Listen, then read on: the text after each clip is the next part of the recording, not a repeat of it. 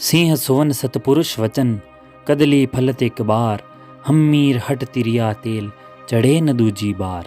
नमस्ते दोस्तों, the victory tower में आप सभी का हार्दिक स्वागत है। आज हम बात करने वाले हैं ऐसे वीर और पराक्रमी शासक के बारे में जिसने अपनी शरणागत वत्सलता, अपनी वीरता और अपनी हट के चलते अपना नाम इतिहास में स्वर्ण अक्षरों से अंकित करवाया है। भारत के अंतिम हिंदू सम्राट पृथ्वीराज चौहान के वंशज और रणथंभौर के अंतिम प्रतापी चौहान शासक हम्मीर देव चौहान, जिनको इतिहास में हटी हमीर के नाम से भी जाना जाता है। उनके पिता का नाम जैत्र सिंह चौहान था। पिता जैत्र सिंह चौहान की मृत्यु के बाद सन 1282 में वे रणथंभौर के शासक बने। उन्होंने अपने पिता के 32 वर्षों की शासन की याद में रणथंभौर में 32 खंभों की छतरी का निर्माण करवाया। कहा जाता है कि हम्मीर देव चौहान इसी छतरी पर बैठकर न्याय किया करते थे, इसी कारण इसको न्याय की छतरी भी कहा जाता है। सिंहासन पर बैठते ही हम्मीर देव ने दिग्विजय की नीति अपनाई। आसपास के क्षेत्रों को जीतकर उन्होंने कोटिजन यज्ञ का आयोजन करवाया। सन 1291 में दिल्ली के शासक जलालुद्दीन खिलजी ने रणथंभौर पर आक्रमण किया, किंतु पराजित हो गया। इसके बाद उसने 1292 में पुनः रणथंभौर पर आक्रमण किया। रणथंभौर की कुंजी कहलाने वाले जाइन दुर्ग को जीतकर उसने रणथंभौर की घेराबंदी की, किंतु वह पुनः असफल रहा तथा दिल्ली लौट जाने का निर्णय लिया। इस पर अहमद चप नामक जलालुद्दीन खिलजी के सलाहकार ने उसे घेराबंदी जारी रखने को कहा। इस पर जलालुद्दीन खिलजी ने खिसियाते हुए बड़ी ही मूर्खतापूर्ण बात कही कि ऐसे 100 दुर्गों को मैं मुसलमान के एक बाल के बराबर भी नहीं समझता। यानी कि दोस्तों, आपने वो लोमड़ी और अंगूर वाली कहानी तो सुनी होगी, जिसमें बार बार प्रयास करने पर भी जब लोमड़ी के हाथ में अंगूर नहीं आते हैं तो वो अंगूरों को ही खट्टा बताने लगती है। उसी प्रकार बार बार प्रयास करने पर भी जब यह जलालुद्दीन जीत नहीं पाया तो ऐसी मूर्खतापूर्ण बातें करने लगा। जब वह दिल्ली भाग गया तो हमीर देव ने जाइन के दुर्ग पर भी पुनः अधिकार कर लिया। कुछ समय बाद जलालुद्दीन खिलजी की हत्या करके उसका भतीजा अलाउद्दीन खिलजी दिल्ली का शासक बन गया। अलाउद्दीन खिलजी भी एक साम्राज्यवादी शासक था। सन 1299 में अलाउद्दीन की सेना गुजरात अभियान से धन संपत्ति लूटकर लौट रही थी।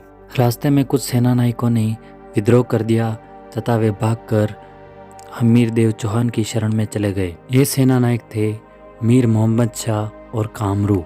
कहा जाता है कि इस मीर मोहम्मद शाह का अलाउद्दीन खिलजी की पत्नी चिमना बेगम के साथ अवैध प्रेम संबंध चल रहा था, जिसका पता अलाउद्दीन खिलजी को चल गया था, जिसके कारण अलाउद्दीन खिलजी मीर मोहम्मद शाह को पकड़ना चाहता था। इसलिए वह भागकर हम्मीर देव चौहान की शरण में चला गया था। अलाउद्दीन खिलजी ने हम्मीर देव चौहान को पत्र लिखकर विद्रोहियों को उसे सौंप देने को कहा, किंतु हम्मीर देव चौहान ने उसकी इस मांग को ठुकरा दिया। हम्मीर देव के कुछ दरबारियों ने भी विद्रोहियों को अलाउद्दीन खिलजी को सौंपकर युद्ध टालने की सलाह दी, किंतु हम्मीर देव क्षत्रिय धर्म सिद्धांत के अनुसार ही शरण में आए हुए की रक्षा करना अपना कर्तव्य मानकर अपनी हट पर अड़े रहे। इससे क्रोधित होकर सन 1299 में अलाउद्दीन खिलजी ने रणथंभौर पर आक्रमण कर दिया। उसने उलुग खान तथा नुसरत खान के नेतृत्व में रणथंभौर पर अधिकार करने के लिए सेना भेजी। हम्मीर देव चौहान ने भी उनसे मुकाबला करने के लिए भीम सिंह तथा धर्म सिंह के नेतृत्व में सेना भेजी। इस युद्ध को हिंदू वाट घाटी का युद्ध कहा जाता है।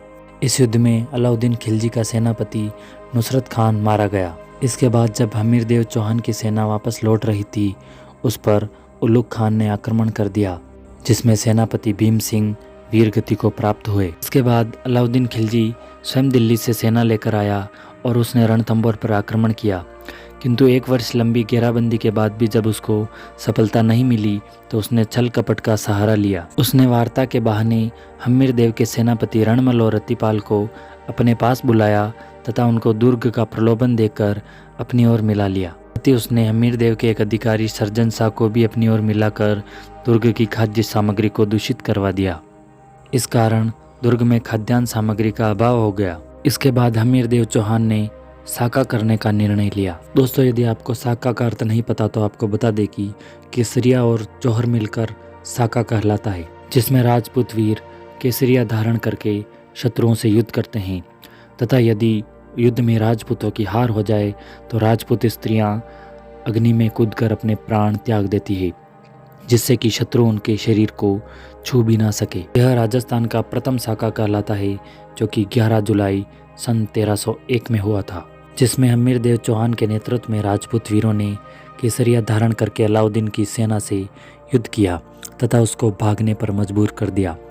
भागती हुई अलाउद्दीन की सेना से राजपूत वीरों ने हरे झंडे छीन लिए तथा दुर्ग की ओर लौटने लगे। लौटती हुई सेना के हाथ में हरे झंडे देखकर दुर्ग में मौजूद महिलाओं को लगा कि युद्ध में राजपूतों की हार हो चुकी है और अलाउद्दीन की सेना दुर्ग की ओर बढ़ रही है। इस भ्रांति के चलते महिलाओं ने हम्मीर देव की रानी रंग देवी के नेतृत्व में जौहर कर लिया तथा हम्मीर देव की पुत्री पद्मला ने दुर्ग में स्थित तालाब में कूदकर जौहर कर लिया, जिसके कारण उसका नाम पद्मला तालाब पड़ गया। यह राजस्थान का प्रथम और एकमात्र जल जौहर कहलाता है। जब हम्मीर देव चौहान ने दुर्ग में लौटकर यह दृश्य देखा तो उनके हृदय को गहरा आघात लगा, जिसके कारण उन्होंने दुर्ग में स्थित शिव मंदिर में अपना शीश चढ़ाकर अपने प्राणों का बलिदान कर दिया। जब अलाउद्दीन खिलजी को यह पता चला तो उसने वापस लौटकर रणथंभौर पर अधिकार कर लिया तथा उसने रणमल और रतिपाल को यह कहते हुए मार दिया कि जब तुम अपने स्वधर्मी स्वामी के साथ विश्वासघात कर सकते हो तो मेरे साथ भी कभी भी विश्वासघात कर सकते हो। ऐसे गद्दारों का मर जाना ही अच्छा है। रणथंभौर पर अधिकार के बाद अमीर खुसरो ने कहा कि आज काफिरों का गढ़ इस्लाम का घर हो गया। इसके बाद वह मोहम्मद शाह को बंदी बनाकर अपने साथ दिल्ली ले गया तथा उससे पूछा कि यदि तुम जीवित बच जाओ तो क्या करोगे। तब मोहम्मद शाह ने कहा कि यदि मैं जीवित बच गया तो सबसे पहले तो मैं तुझको मारूंगा और उसके बाद यदि हम्मीर देव का कोई वंशज होगा तो उसको मैं शासक बना दूंगा। यह सुनकर अलाउद्दीन खिलजी ने उसको हाथियों से कुचलवा कर मरवा दिया। तो दोस्तों, ऐसे थे वीर हटी हमीर, जिन्होंने अपने शरणागतों की रक्षा के लिए अपना सर्वस्व न्योछावर कर दिया। उनकी इसी हटी प्रवृत्ति के कारण कवि चंद्रशेखर ने उनके ऊपर हम्मीर हट नामक महाकाव्य लिखा, जिसकी पंक्तियां हमने आपको वीडियो के शुरुआत में सुनाई थी कि सिंह सवन सतपुरुष वचन कदली फलत एक बार, हम्मीर हट तिरिया तेल चढ़े न दूजी बार। अर्थात जिस प्रकार सिंहनी एक ही बार बच्चे को जन्म देती है, जिस प्रकार सतपुरुष का वचन अखंड होता है, जिस प्रकार की कदली यानी कि केले का वृक्ष एक ही बार फल देता है और जिस प्रकार की एक महिला का एक ही बार विवाह होता है, उसी प्रकार जब हम्मीर एक बार हट पर चढ़ जाए तो उस हट को पूरी करके ही रहता है। ऐसी ही कई रचनाएं हम्मीर देव चौहान की शूरवीरता का वर्णन करती है, जैसे कि नयन चंद्र सूरी का हम्मीर महाकाव्य, अमृत कैलाश का हम्मीर बंधन, चंद्रशेखर का हम्मीर हट और सुरजन चरित्र, व्यास भांड का हम्मीर रायण और चौधराज का हम्मीर रासो। हम्मीर देव चौहान को इतिहास में हटी हमीर, हटपति, रणपति और 16 युद्धों के विजेता के नाम से जाना जाता है। दोस्तों, मेरा आपसे हाथ जोड़ के निवेदन है कि आप इस वीडियो को अधिक से अधिक शेयर करें ताकि ऐसे वीरों की गाथा अधिक से अधिक लोगों तक पहुंच सके। और इसी प्रकार हमारे गौरवशाली इतिहास और संस्कृति को जानने के लिए सब्सक्राइब करें द विक्ट्री टावर को।